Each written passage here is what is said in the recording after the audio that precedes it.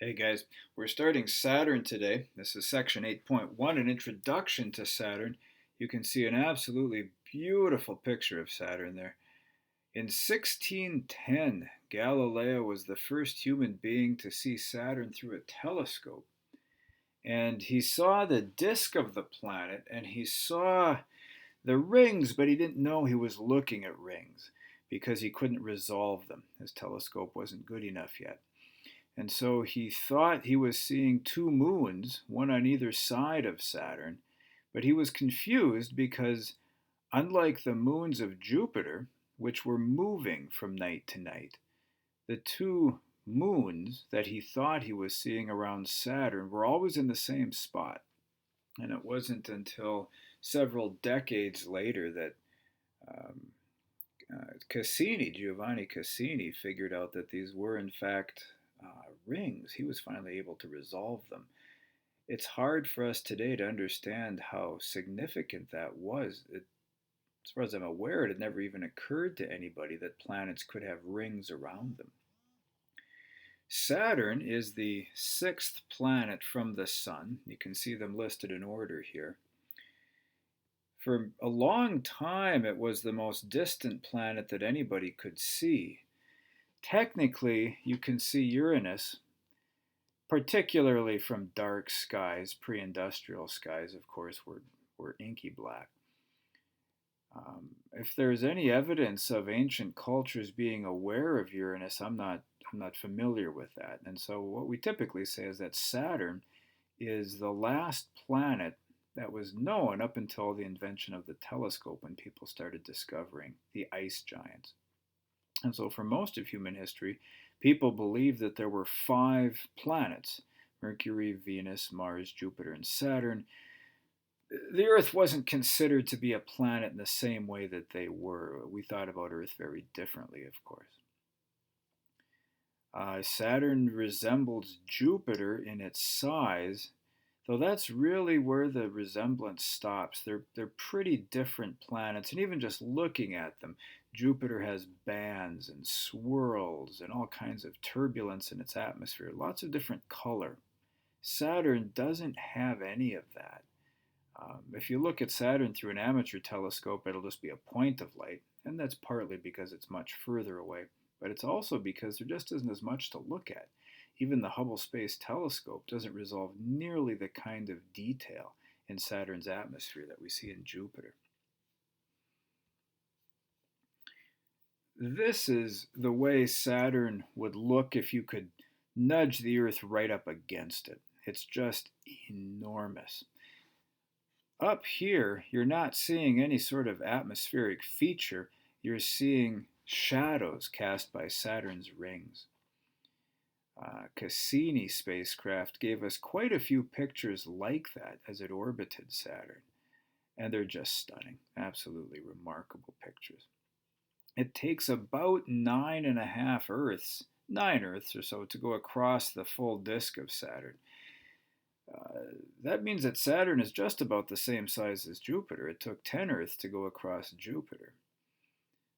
But again, Jupiter and Saturn are very different. For one thing, Saturn isn't particularly dense. In fact, Saturn's the least dense of all the planets. If you had a significantly sized or a suitable bathtub, you could float Saturn in water. You certainly couldn't float any other planet in water. Another thing is that Jupiter is much heavier than Saturn is. It would take about 300 Earths to equal out the weight of one Jupiter. It only takes about 100 Earths to equal out the weight of Saturn. Over here on the right side, you can see pictures of Saturn taken through an amateur telescope, along with a picture of Jupiter. Again, this isn't necessarily what you would see with your eyes. Maybe if you had a big amateur telescope, you could see this, but these are pictures taken with specially designed cameras, I think, to take pictures of these two planets. You say Saturn looks quite a bit smaller there. It certainly does, but the reason is because it's much, much further away from us than Jupiter is. And so this is what you could expect to see in terms of their relative sizes through a telescope. There's a really nice picture of this great red spot right there. One thing you would be able to see in an amateur telescope is this ring right here. That's uh, that's called the Cassini division, and because he was the first person to resolve it. And one thing that amateur astronomers do is, if you have a very small telescope, you try to see if you can resolve the distance between the rings and the planet. But if you have a larger telescope, you try to see if you can resolve with your eyes this Cassini division right there. And if you can, that means you've got pretty good seeing and a pretty good telescope. So here are the rings backlit. In other words, the sun is behind the rings. Um, the brightness has been altered. This is not this isn't what you would see if you were located at this particular point in space. There's a fair amount of processing that's been done on this image, but it does give a nice view of the rings, and in particular, there's this one right here that you would never see. You know, if you go back to the telescopic image we're just looking at, we saw the Cassini division with sort of white inside and a little bit darker outside. Here's the Cassini division. You've got white inside, a little bit darker outside, but you can see with a higher resolution, there's a gap here and a sharp, bright ring out there, then a bigger gap and a very diffuse ring here, and then a big gap and a very diffuse ring out here. And so the rings are even more extensive than what you can see with your eyes. This is another way that the Saturn system is remarkable. There's a moon called Enceladus that has an under ice or subsurface ocean. It appears to be covering the whole planet. Well, not covering. It appears to how could I say? It's a subsurface ocean that extends over the whole planet. And from time to time, pressure builds up and water erupts out of these geysers on the southern edge of the planet. It's unique in the solar system. Iowa has volcanoes, but volcanoes and geysers are not the same thing. One way they're different is that this is water coming out of here. And on Iowa, you've got, it's mostly sulfur, to be honest. The winds on Saturn are just remarkable. It's very difficult to see this because, again, Saturn doesn't have a lot of features that we can track. But you can see wind speed here, and you'll notice that on the Jupiter graph, it goes up to about 100 meters per second. That's about a football field per second. That's a pretty substantial wind. About 200 miles an hour or so, which is what you would have in a tornado. So that's a significant wind. You'll also notice that in Jupiter, that goes back and forth and back and forth. What that means is that over here, the wind is actually blowing in this direction, whereas in this lighter color, it's blowing in that direction. And then here it blows in that direction, right? So they're actually rotating in opposite directions of each other. That has to do with whether or not the material is dropping, sinking into Jupiter's atmosphere, or rising up out of Jupiter's atmosphere. Over here on Saturn, though, this goes out to 400 meters per second, 4 football fields a second, and that's about 1,000 miles per hour.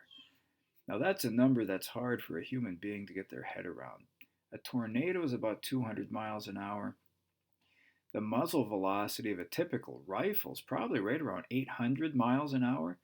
So that means the wind speed is faster than the muzzle velocity of a rifle. It's supersonic, right? If you had a kite in this very fast part of of Saturn's atmosphere, it would outrun a bullet, right? So that's quite something. And then the last slide, Saturn has a remarkable moon called Titan. Titan is the only moon in the solar system that has a significant atmosphere. It's so thick that we can't see through it. It's a little bit reminiscent of Venus. Titan has a natural gas cycle, a methane cycle, in the same way that we have a water cycle on Earth, where water rains out of the sky and then evaporates back into the atmosphere and rains out of the sky again. On Titan, methane rains out of the sky, forms rivers and lakes. Think about that. Rivers and lakes of methane. There's beaches on Titan. The only other place in the solar system that has beaches. And then that methane evaporates into the atmosphere and then rains down again. And we have, for a long time, we couldn't take pictures through this atmosphere, but more recently we've been able to image the surface of Titan through this thick atmosphere using different techniques, and it's really quite something. So this is an introduction to Saturn. It's a remarkable system. It has some really interesting moons. The rings are just almost spiritual, just breathtaking. And so it's a really interesting place to learn about.